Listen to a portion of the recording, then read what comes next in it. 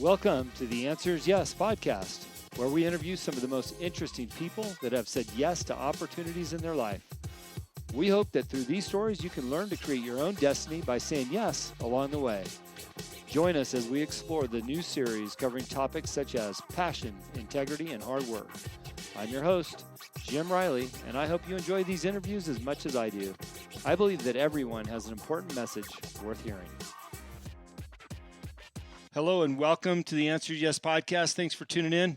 I've actually been enjoying this morning Ed Milet's Zoom live podcast of his event for the launch of his book, Max Out.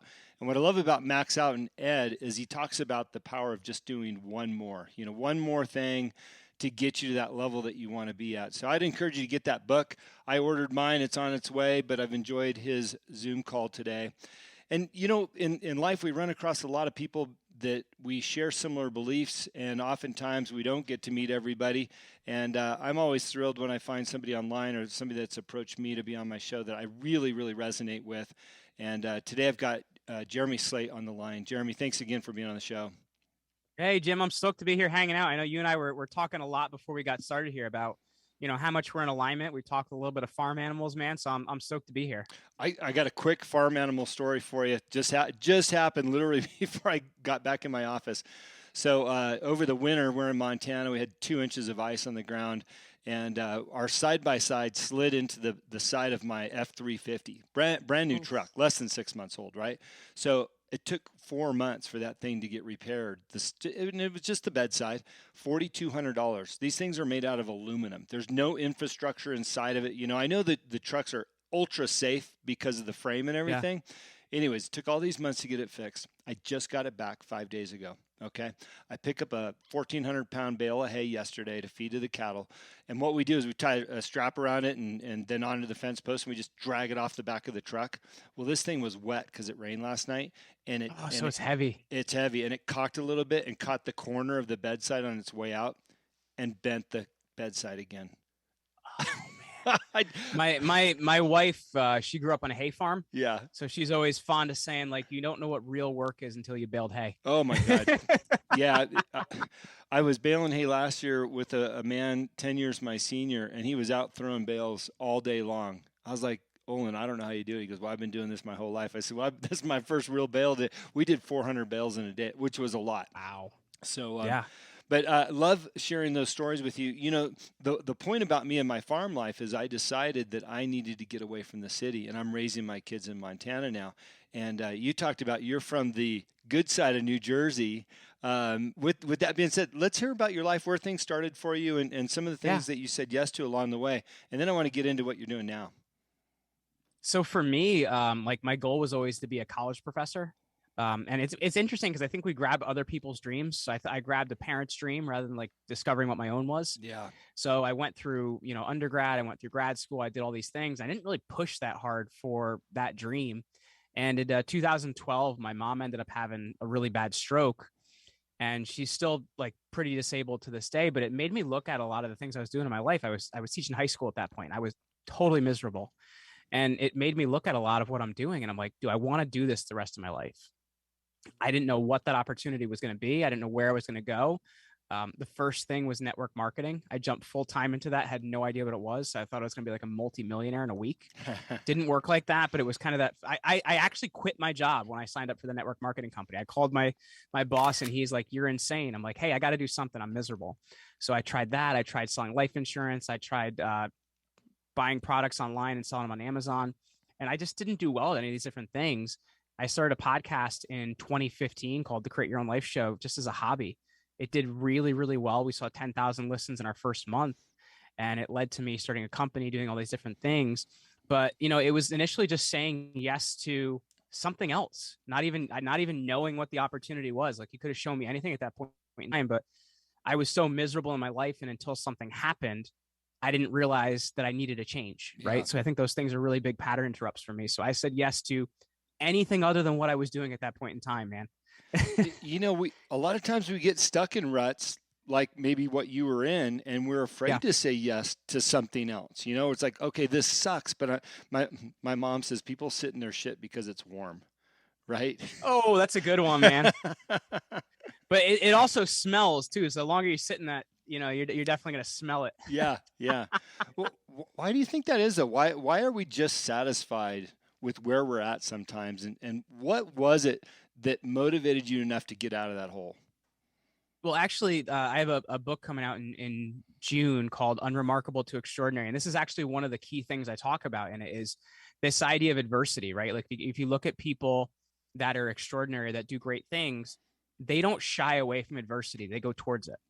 99.99% of people are going to see that thing and they're like, oh, that's uncomfortable. I'm not going to do that. Mm-hmm. And I think that's what it really comes down to, man. It's being willing to do things that are uncomfortable, being willing to do things that hurt, being willing to do things that are hard, and going towards those things when most people run away from them. But it's also a mindset thing too, because you're looking at it from the perspective of what can I learn from this? What can I gain from this? What can I get out of this? That's why I think like this whole really weird climate we're in right now of everybody getting a participation trophy is just plain stupid, because there's winners and there's losers in life. And if you're working hard, you should learn from that losing, right? So you're not losing forever. Yeah. So I think it's really important to look at adversity for what you're going to get out of it. And I'm not saying people are losers, but I'm saying like you should learn from that losing so that you don't lose anymore. Yeah. When I was younger, I had a great career going for myself at In-N-Out Burger, one of the top managers in the company, but I didn't like it. It was kind of that hole that you talked about, like, I just got to get out of here. It's not me. And I left. Mm-hmm. And everybody around me, like, oh, you're an idiot. Why would you do that? You had something great. But I was looking for that adversity, that something different that fit my soul, you know? Um, it, it's amazing how many people won't take that step. So Mm-hmm. once you made the step and you moved on, you saw things starting to work. Did you immediately feel comfortable with where you were going, or was there a lot of discomfort and hope, like, God, this has to make it? I didn't even know a direction early on, man. And like I came at it like, and as I mentioned, like I got a master's degree I don't even use. Mm-hmm. So I came out of school with $50,000 in student loan debt. I quit my job, so I had zero income. So I had to figure out how to make it go. And initially, early on, like trying to make this thing go, like early on, I took on $12,000 in credit card debt. Mm-hmm. So I had, debt I hadn't seen before. I had student loan debt. And frankly, you look at it and you're like, well, there's no other way I'm going to get out of this situation other than going full steam ahead. If I fold right here, what's the point, right? Like there'd be no point to any of this. Yeah. So for me, like I didn't know how I was going to have it figured out. I didn't even know what that thing was. I didn't know what was going to work out for me. And I had a lot of debt from trying to figure this thing out. So for me, it was just pushing forward, being uncomfortable, seeing what I can learn from it, seeing what that next opportunity is, and just continuing to do it. Like I think too many times people have this idea like, find your passion and you're never going to work a day in your life. And that's just crap, man. Like you got to do a lot of things you don't like. You got to do a lot of things that aren't going to be your career so you can find what you like, right? Actually figuring out what you're going to do is an active process. It's not something that happens to you. Yeah, true statement. You've got to work through the process. It's just like when you're in sales, you got to be out there on the streets, beating the streets, getting told no all day long to get to that yes. Mm-hmm. And we forget about all the hard work. With social media, everybody looks so happy and successful. They don't necessarily show all the hard days and the long days when they're out grinding, because they're out grinding. They don't have time to post a picture of it, but oftentimes it's overlooked, right? I'll tell you, I'll be honest with you, man. Like that's the thing I really struggle with is like showing my life on social media. Cause yeah, I put up some pictures or whatever when I can remember, but it's like, I'm just too busy doing other stuff to remember to do it. Right. Mm-hmm. And I feel like there's some people that they're so focused on that. And to me, and unless they're in kind of that next phase of business, I think to me that's a really big indicator that someone may not be doing the right things. You know what I mean? If they're focused so much on the right pictures, the right places, and whatever it may be. To me, it's the people that have put their head down. They're working towards something. They're talking about goals when they happen, but at the same time, they're got their head down and they're focused. Yeah. I think if you're worried too much about what other people think, you're looking at things the wrong way. Yeah, exactly. You talked about that first month of your podcast show. You had 10,000 listeners. How did you achieve that? What was the content? What was the driving force behind so much interest? Stupidly pushing forward. I'm going to be really honest with you, man. Like this was back in 2015. So number one, there were less podcasts out there, or there were about 240,000. iTunes New and Noteworthy was still a thing. It's not really as much of a thing anymore ever since they had that like breakdown of it about 3-4 years ago. But for me, I knew the number one thing that you could do to move yourself forward was winning a subscriber. Mm-hmm. So I didn't have a social following. I had like literally nothing. I think I had like 1,200 followers on Instagram. So like I had no social following. But what I had done in every one of these things that hadn't worked out for me, I'd grabbed contact information. I've grabbed emails. I'm always getting people's business cards. So I had built myself a nice little, CRM of like names and peoples I connected with and all the things that didn't work out with me over the years.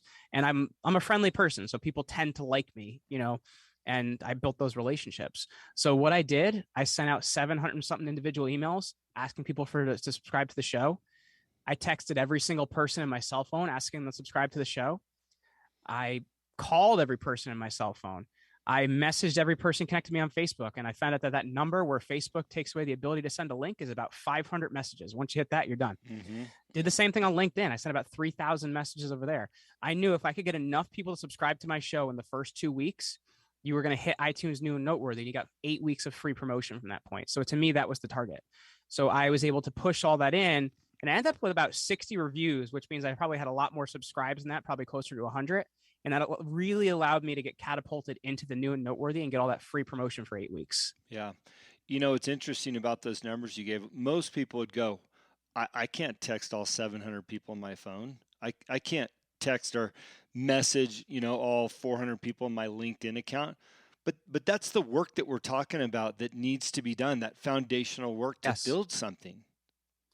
And you got to look at it of like, what's the worst that can happen? They tell me to go die. Okay. Well, they weren't helping me anyway, So it's like, I think so many people are afraid of that. And that's why a lot of people are afraid of making phone calls and doing all these different things. But like, to me, selling life insurance, though I wasn't great at it, the single greatest skill I learned that I use every single day of my life is cold calling. Mm-hmm. I am afraid to reach out to no one. And before I had that job, I was afraid to reach out to everyone. So to me, like if you can do that a lot, it hurts a lot less. Yeah, and here you are, living and breathing.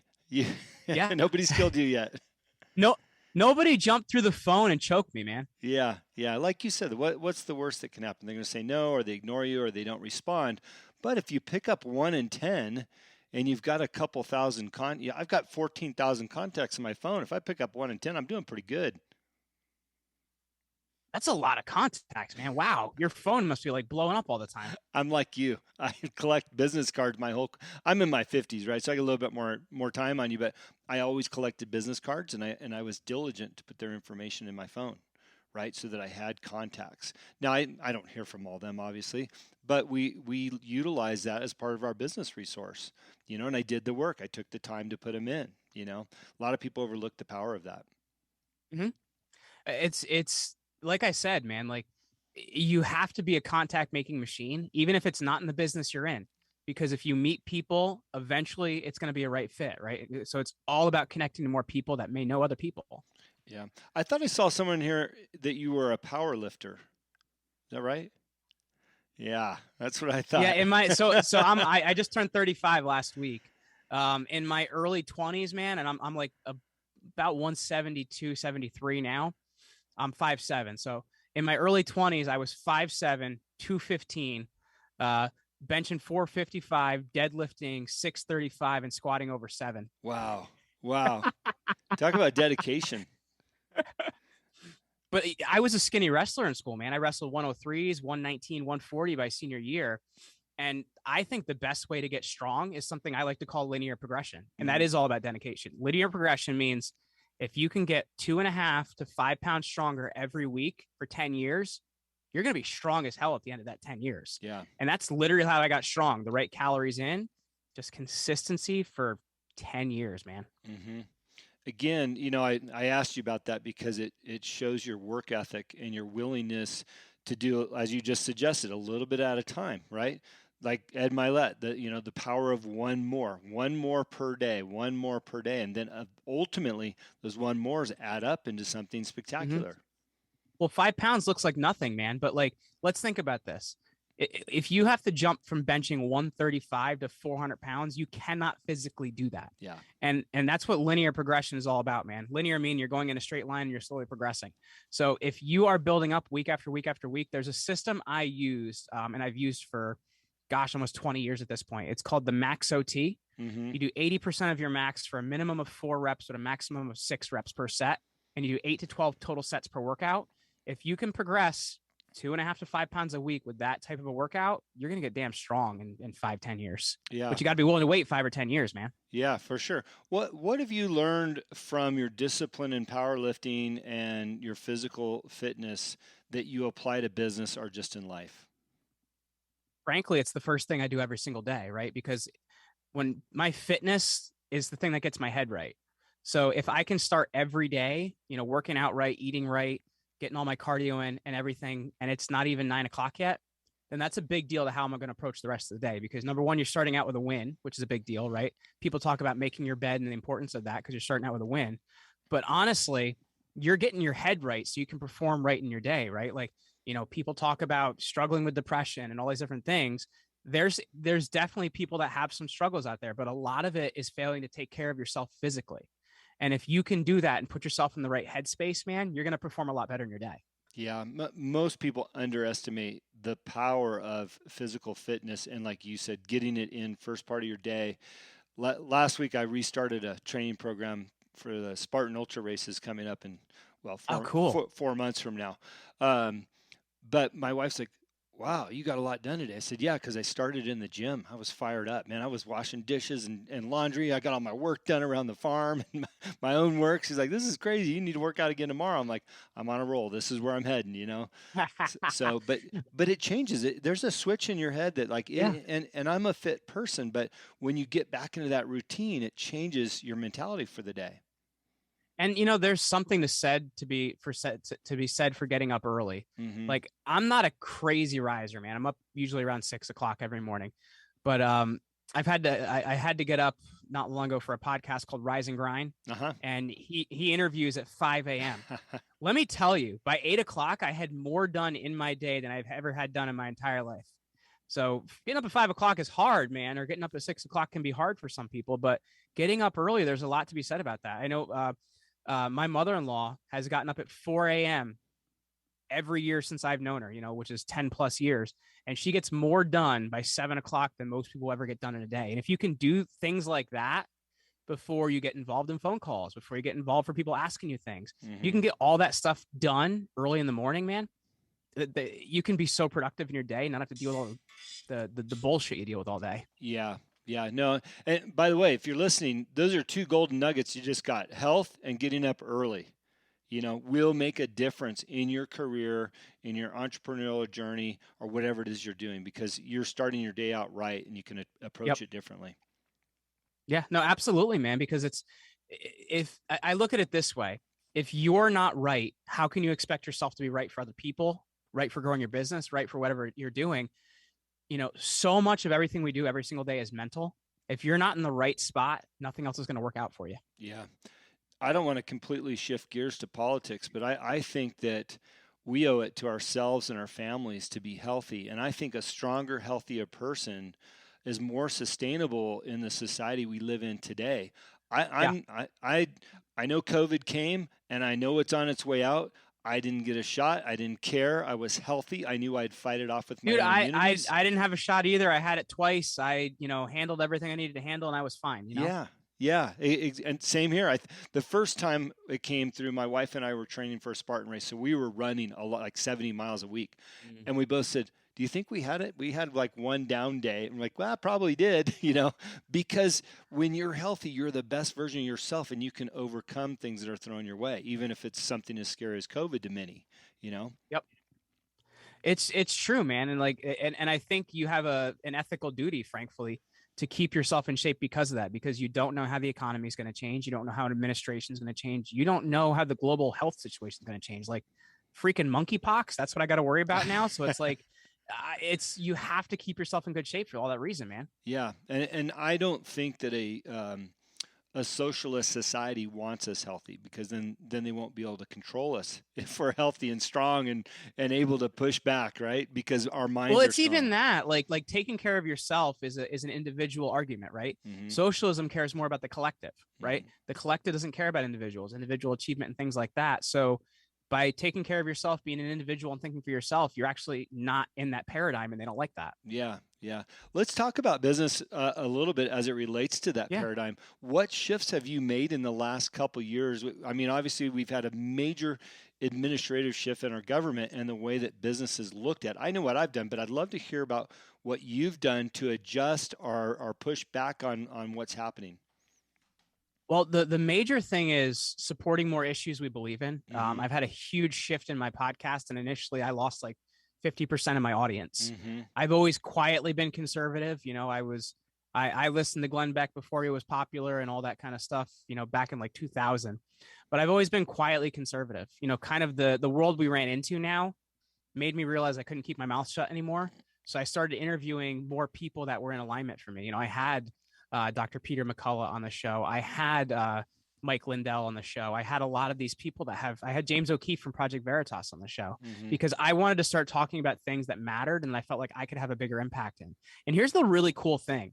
The more of that I did, the more clients I attracted that I really wanted to work with. And because I thought initially, like, this is going to kill my business, it's going to destroy what I'm doing. We attracted more clients that are our ideal clients because they're like, oh, I like you and I agree with you and we're on the same page. So to me, honestly, being myself, number one, made me feel better. Number two, made me feel like I was taking responsibility for my space. And number three, it actually grew my business, just being who I am. Yeah. And that's amazing. And that's also another great lesson is be who you are, be honest about who you are, and don't be afraid to be public with it. I went through a similar transition, probably not as much of a hard line because since my podcast started, we were very faith-based. So it wasn't such a big jump to say, hey, we're conservative over here. But what did change for me is that we got a lot more feedback as society changed, a lot more appreciation for our message and our guests and what we stood for and what we talked about. And to me, that was a nice compliment for a road that we were going down that we were unsure of, right? Like maybe we need to tone this down a little bit. But recently I had Kat Kamak on here from Florida, Congresswoman. She's awesome.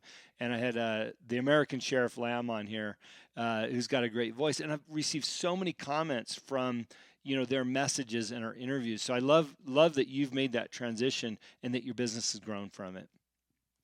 And I don't know how it's been for you, but like I talk to my audience more than ever now, which is not something that happened 2 years ago. Like I had big numbers, but nobody talked to me, right? I'd get an email once in a while. My audience very actively talks to me on who they want me to talk to, what they want me to ask them, what they liked about it, what they didn't like. I didn't get into that feedback before. So it's become a pretty cool feedback loop now as well, because I'm just being authentic in who I am. Yeah. What have been some of the bigger guests that you've had on your show that were, I don't know if I could get them or not, or you were thrilled that they said yes to you asking them? Well, I've got Tulsi Gabbard coming on the show very soon. That kind of shocked me about that one. We politically are very different, but I like that she's principled. I just had the editor of Newsweek that she was on the Glenn Beck show not long ago, which was kind of interesting. To talk about CRT and things like that. James Lindsay, Conceptual James on Twitter. We talked a lot about critical race theory, critical theory, things like that. James O'Keefe from Project Veritas. Awesome. I've been very lucky to talk to a lot of people that are very opinionated, and I've learned a lot from them, frankly. Yeah, I had one of James's employees on my show, and she had exposed Facebook early on. Oh, wow. She was an insider at Facebook, and she noticed the algorithms changing and how they were directed, to attack conservatives and this and that. So great. Plus, you said you had Mike Lindell on there. I mean, he's got a wild story, man. Like how finding God changed that man's life is incredible. It like politics aside, it is incredible.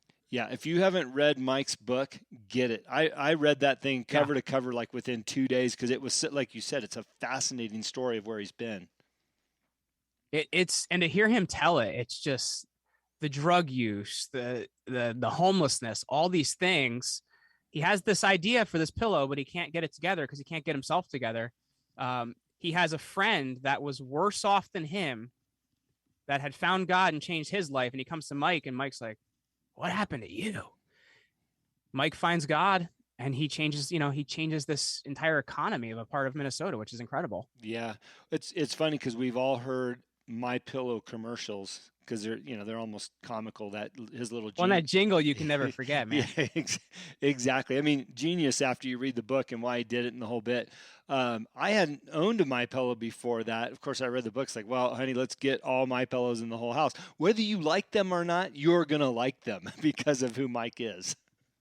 Yeah, and actually, we're promo partners for My Pillow, so he just sends us all sorts of cool stuff all the time, which is kind of nice. Oh, I love that. Okay, well, nice little plug there for Mike. And you know what? I literally he's doing the Lord's work, right? Yeah, Having a voice, leveraging his money and his assets to help make people more aware of what he thinks is going on or what he's proven to be going on. he's been debanked. He's been taken off of channels and things like that, and he has not changed his opinion. So to me, whether you agree with him, whether you disagree with him, that's a man of principle, and that's something I can stand behind. Yeah. Let me ask another business question. Yeah. You had some success in your podcast, and I know for a fact I've got some aspiring podcasters on that listen in, and some that are just starting. How do you monetize your show, if you don't mind sharing some of the secret sauce on that? Because these people are passionate about what they're doing, Sure. and I'd love to hear how you've done that. Well, part of it is advertising, but early on, when you don't have numbers, one of the biggest ways we've monetized is through affiliate deals. Mm-hmm. So I've approached products that I really like. Like I've approached Audible's been one of our best partners. You give away free audiobook. They pay you $15 per free audiobook you give away. So that's been a great promo partner for us. We've worked with HostGator. We work with all the different companies that I really like their products. And then as the show has grown, we've had inbounds where we've had advertisers, like we've worked with LinkedIn and we've worked with a lot of companies like that. But initially it was, what products do I like? What products do I want to promote? And what has a great affiliate deal? And that was kind of what we were able to do early on. The thing that's been really important for us, and that I think a lot of people don't get about podcasts, is this incredible PR vehicle and this networking tool you can have.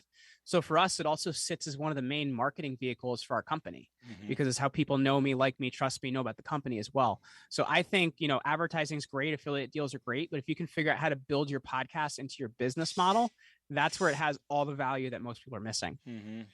Yeah, and what's interesting too about monetizing podcasts, I did this for a period of time, is I went towards a very direct audience that I knew the sponsor would benefit from, right? I did a show for a couple of years about Baja California, traveling to Mexico, and I went to Baja Bound Insurance. I said, look, these are the rates for advertising, but every person listening to this show has an interest in Baja and traveling there and will need your services, right? So it was a 100% win-win. And I've tried to explain that to a lot of other podcasters. If you've got an audience that fits a specific partner, you can monetize it without the numbers. Yes. Yeah. Size doesn't matter, man, if you have the right niched audience, because where else are they going to get in front of 100 or 500 or 1,000 of their perfect customers? It's not going to happen. Yeah. And oftentimes when you look at what that perfect customer is, there's a marketing formula, how much you would spend for, per customer, and it might be 10 cents and it might be $1. So if you've got 1,000 listeners, which is a very small podcast, but it's specific, and somebody paid you $1, per listener, that's not bad monetization. You got that right, man. For most people, if you're making nothing, that's a big deal. That's your hosting. That's your marketing budget. That's whatever it may be. So it's about getting out there, man. Yeah. Where's your business heading?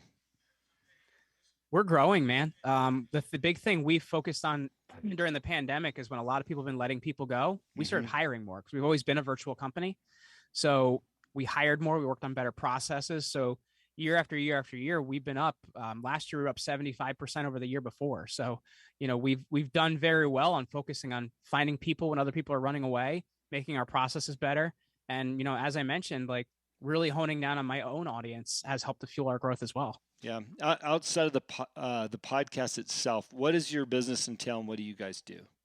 So we're a PR firm for the podcast space. So we help people to find out exactly who they need to be in front of to tell a better story. Because let me tell you, there's a lot of people out there like booking podcasts, but they're not making sure your media ready. They're not making sure you know how to communicate on a podcast. So we're really helping people to do those things in addition to booking them on the right shows, because it's an incredible way to meet new people. It's an incredible way to grow your business.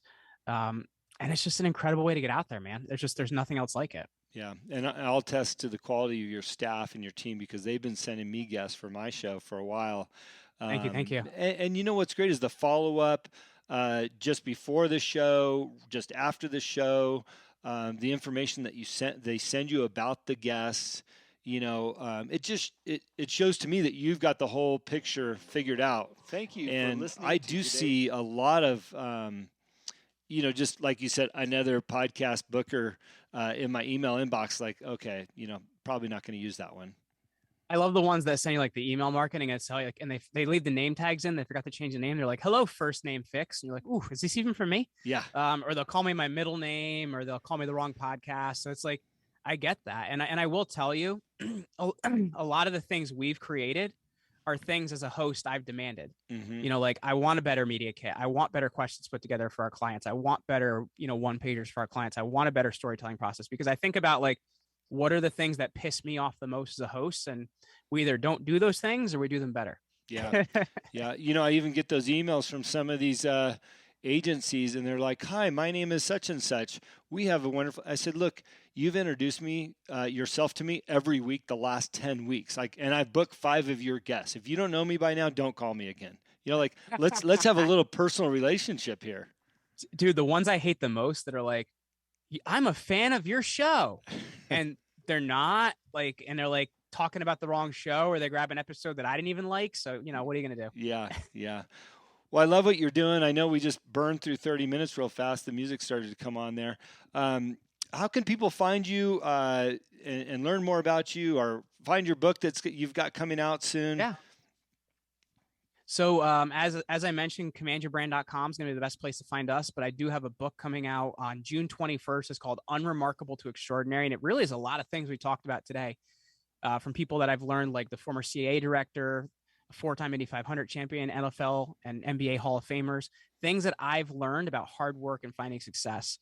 So if you want to get that, that's over at getextraordinarybook.com. And if you head over there, we're actually giving out a free version of the audiobook, as well as our guide of 30 days to extraordinary, if you just pre-order through that site. So that's getextraordinarybook.com. Right on. Well, I'll put some of those notes in the show notes so people can find you through my platform as well. And I really appreciate you being on the show and taking the time. Look forward to the book coming out and learning more about you and how I can even change my own life. Absolutely, man. Thank you so much for having me. This is great. Thank you for listening to today's show. It is my pleasure and honor to interview all of the guests that have been on the Answer is Yes podcast. If you have enjoyed the show, please go on iTunes and subscribe, give a rating, or simply tell a friend about the show. We also believe in the message of our guests and the positive influence of their stories. As my own mentor and coach, David Meltzer, has taught me, spend some time every day thinking and writing about the things in your own life that you have more than enough of. You will find out how blessed we really are. Please visit my website, livelifedriven.com, for the latest updates about me and what I'm doing. Plus, I post a monthly blog about the many topics on this show. This podcast can also be found there. As I learned early on in life, what you believe is what you will achieve. Thanks, Mark Victor Hansen, and thank you, and have a great week.